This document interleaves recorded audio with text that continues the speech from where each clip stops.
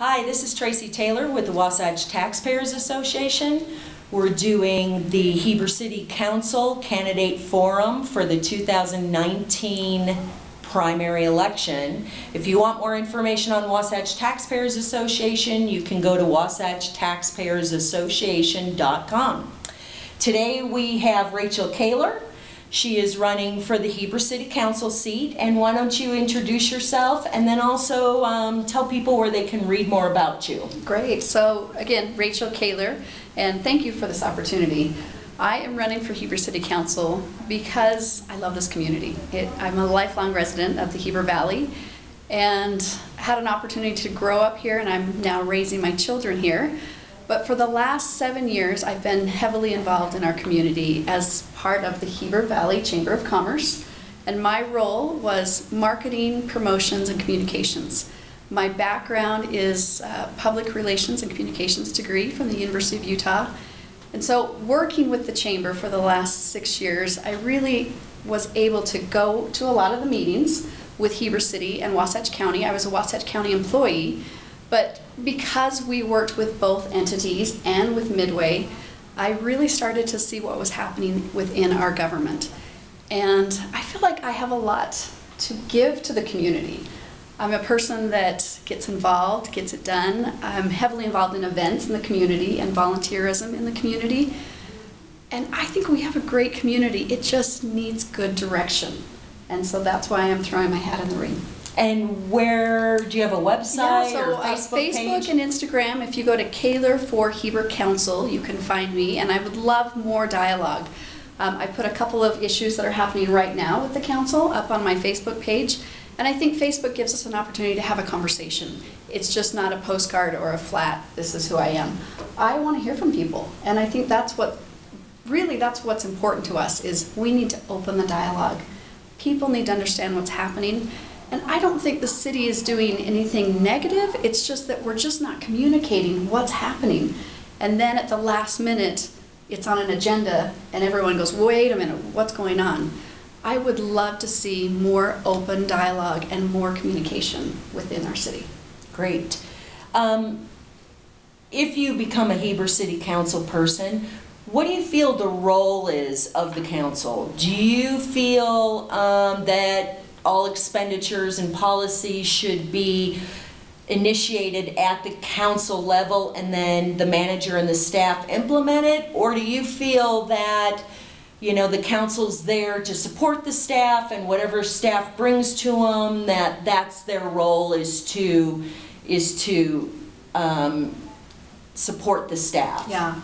So the Heber City Council's role, in my opinion, is a legislative body. I support Matt Brower, our new city manager. I think he has a lot of wisdom and experience that he's bringing to our city. And so I want to support Mr. Brower in the policies and, more importantly, the budget that he has put together. I think his role as a professional with a degree in public administration is to create that budget for the city to work from. And I think the council's job is then to create policy and legislation to enforce what Mr. Brower has set forth. I do think our staff is shorthanded.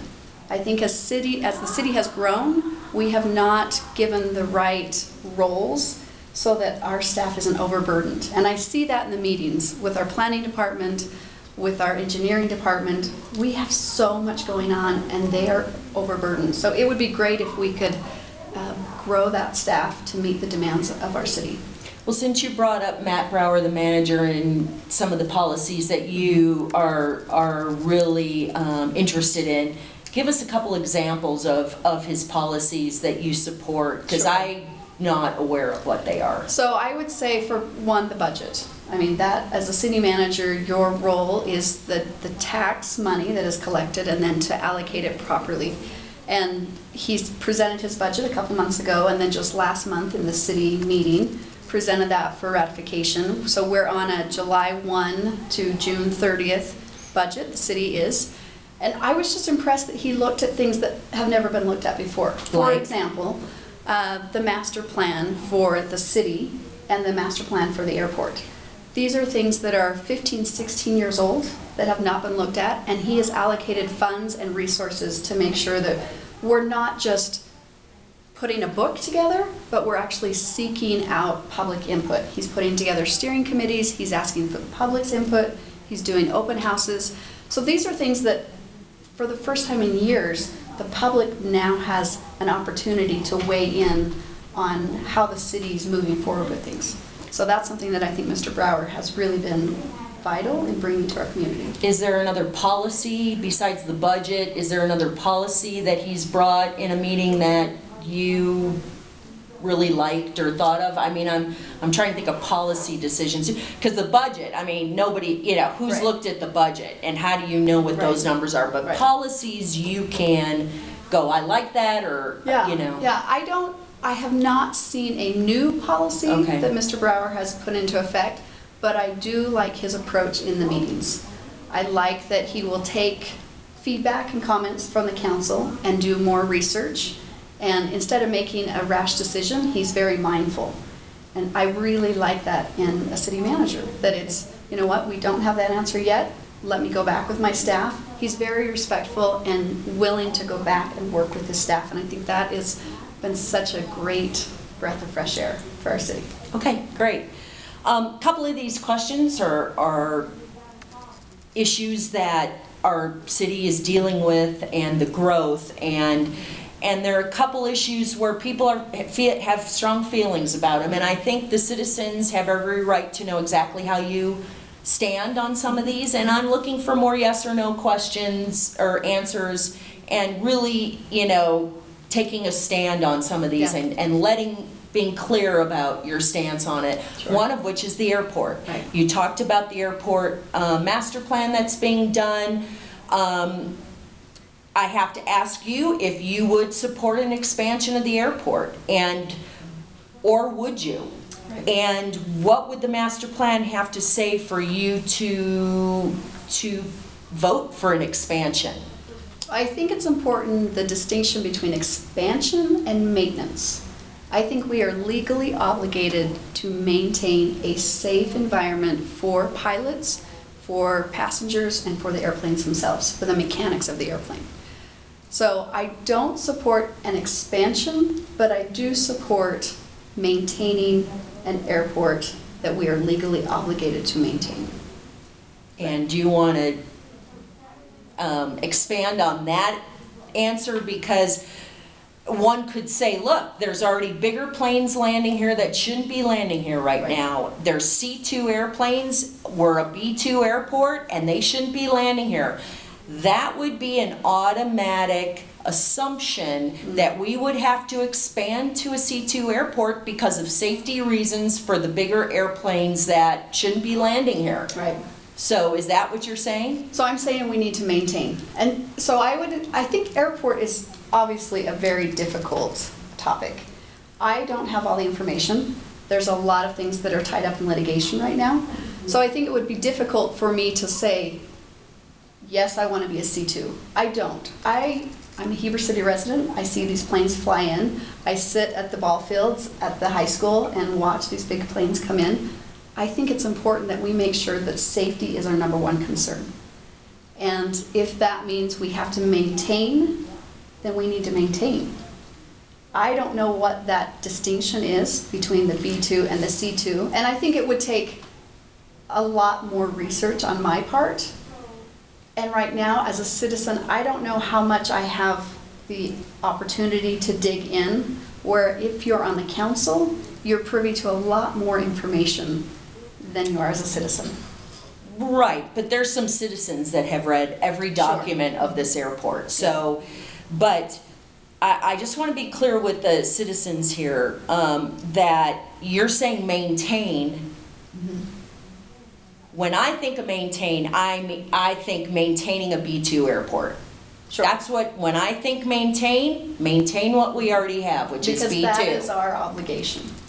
And that's where I'm Okay, saying, is that how you see maintain? That's Because how I see it. But you I say- don't know what our legal obligations are. So that's why Right, but there's just a line that's kind of drawn. If you're maintaining for safety reasons, And and legal, that that's our legal responsibility. means expanding in the FAA's mind. Okay. And So these that's are where things I'm just being, Right. trying to be very clear about, Right, because right. this is such a big issue. It is a big issue. This is the biggest issue probably for Heber City residents. So that's where I just want to be clear with what Right. you think maintain means. I think we have legal obligations to maintain a safe airport.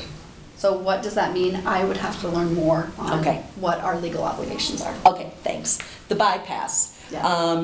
You know, we've had given input to UDOT. At the last UDOT meeting, they kind of said they were going to do their EIS study and they were going to determine routes. So I'm not going to ask you what your preferred route Sure. is, which is a big topic on Facebook, but I want to know, do you feel we need a bypass? Do you think, you know, that is something we're going to need in the future? Or do you think there are definitely people in the community that do not want to bypass? They think it's going to really hurt our Main Street merchants and that we can live without one. Yeah, Where do you yeah. come in on that? So I had an opportunity last fall to do extensive research on, do we need a bypass? What's the traffic pattern? What's currently happening on our Main Street? And so I really do believe that we need a bypass. So some of the statistics you've heard before, we currently have 32,000 cars on Main Street per day. That's a lot of cars. Currently, we have at least 500 semi-trucks that are coming through Main Street every day.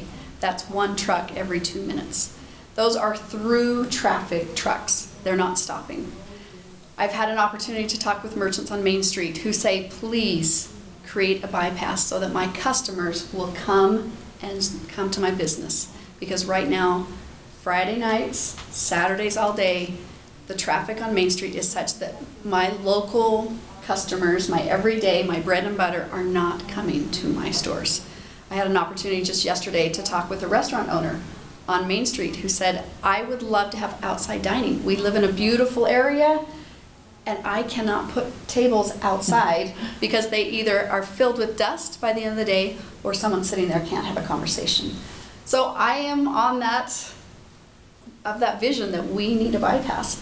The way that Heber is growing, we can sustain a downtown area with our own community, with our residents.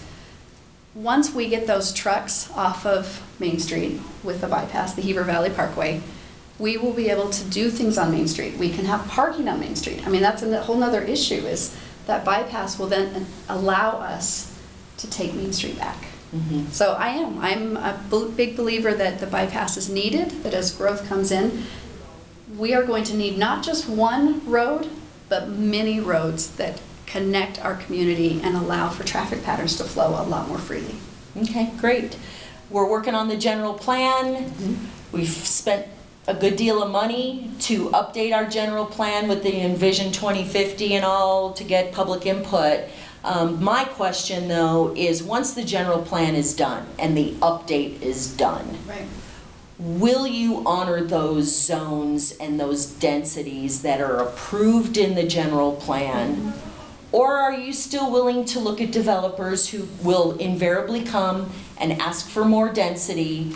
Are you willing to live and die by the master Right, plan? right. Or are you going to, you know, change the zone depending on the development? I think, you know, people want to know how you're going to proceed as when people ask for more density. Yeah, and I think that's a great question. So I currently sit on the steering committee. I've had an opportunity and was asked by Tony Kohler and Matt Brower to participate in the general plan steering committee for annexation. And I've been part of that program since January. So I've been meeting with a 15-person committee and meeting with the public. We've done now 3 open houses. We've had several meetings. We meet again this week. So I really do think that this is a better way to put a general plan together. I've never been part of any past committees, nor have I ever heard that Heber City had this kind of openness. Some of the things that the input that we're getting from people is, of course, open space. We want to preserve our North Fields. We want to preserve that farm feeling. But we have to respect landowners. and what do they want to do with their land. So zoning really is the only way that we can meet in the middle, where a landowner wants to do something, community wants to have that farm filling. How do we do both? And zoning is that. So one of the reasons why I'm running for city council is I had an opportunity to follow a development that I was very interested in for the last 10 months. And early on, the developer came and asked for a lot of density. And as neighbors, we met with the developer and we said, you know, we know you're a great builder, but would you consider less density? We think there's a market for larger lots. We think that there's a market for estate homes plus a mix of other homes. And the developer was not. In fact, they came back higher density and the city approved them at the highest density possible for that parcel. Which for me was like, wait a minute, you asked for neighbors' opinion, the developer sat down with the neighbors, and you've turned around and you gave them more, actually more than they needed. They only needed 220 and the city gave them 287 lots. So I think this general plan is so important for us to guide us because we've taken this year, we've asked for public opinion. If we don't create a plan and follow it, what good is it? What good is all the time and all the volunteerism that people have put in? And why are you asking the public for something if you're not going to follow their directions? That's what a government is for, is to represent the people. So yeah, I know the hardest part though, as a council member, is once you get there and you get a developer and they have a nice plan and they start putting parks and trails in, there's always that give and take. So I want the general plan to be our guide, but I do recognize that once you have the general plan in place, things change. And so it's hard to say, you know, if a developer comes in and the neighborhood, so our neighborhood said no commercial. There was commercial in that specific development. Wasn't that on Highway 40? Yeah, yeah. Isn't that where commercial should go? Right, exactly. But the neighbors came and said, no, we don't want commercial here. So I think that's where it's important that the public has an opportunity to work with the city and the planning department and development. Because if the neighbors say, I don't want that type or I don't want this, is the city council listening? And can we work with developers instead of just taking orders from them to actually create a community that we're all happy with? Okay. I ask this of every candidate. Do you have any conflicts of interest that would present itself if you were a city council person? I know the mayor at the beginning of each meeting, she asks that every night, looking at the agenda if there's anything. Do you have any conflicts that you know of? I don't. I own a home in Valley Hills with my husband, and that's it. What do you do for a living? So I currently work at the radio station. I do marketing and sales. So I'm keeping the local radio station going. Okay. And I have pulled myself off of the news, so I'm just reporting or just doing radio sales. Okay. And then in the winter, I'm the event manager for the Ice Castle. Okay, great.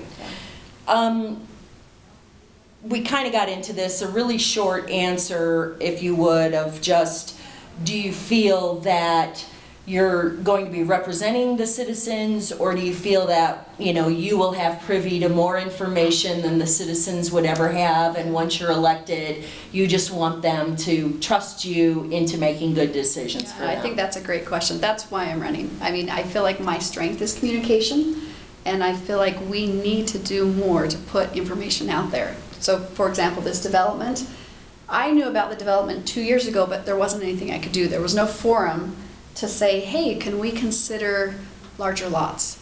I think we as a city need to communicate what's happening to our community. So absolutely, I want to listen to people. Well, why don't you take a couple minutes and tell people why they should vote for you? Yeah, so I really feel like we need to plan for a vision. Being part of the steering committee has given me an opportunity to listen to people, and so I really feel like we need to invest back into our city. We need a downtown, but I think we need town center. Is that Main Street or is that somewhere else? I think we need to redevelop our city and reclaim our city, old and new. We need to plan core blocks. I think we need intelligent growth. So that's where this master plan is so important, is what are we going to look like in 10 and 20 and 30 years? We need a master transportation plan. The bypass is just one road. We need multiple roads. We need to grow our city so that we can get around. And really, if we don't, we're going to look back 30 years from now and wish that we had done something more. I think we need an open lands strategy. I think we need to develop our parks and trails. Right now, our parks in Heber City are retaining basins with a structure on them. We need to look at what does the citizens of Heber City want? And then trails that are connected. Right now we have trails here and there and they're wonderful, but how can we connect so that we have safe alternative transportation for our children, for our citizens, for our outdoor enthusiasts, and I think we need to preserve the green spaces in the city. So I'm grateful for the opportunity to talk, and I hope people will get to know me better and have a chance to, I'd love to hear your thoughts. So again, you can go to kahlerforhebercouncil on Facebook or on Instagram, and let's start a conversation. Thanks for listening, and I hope this has been informative for you guys. Look for all 8 candidates. Thank you.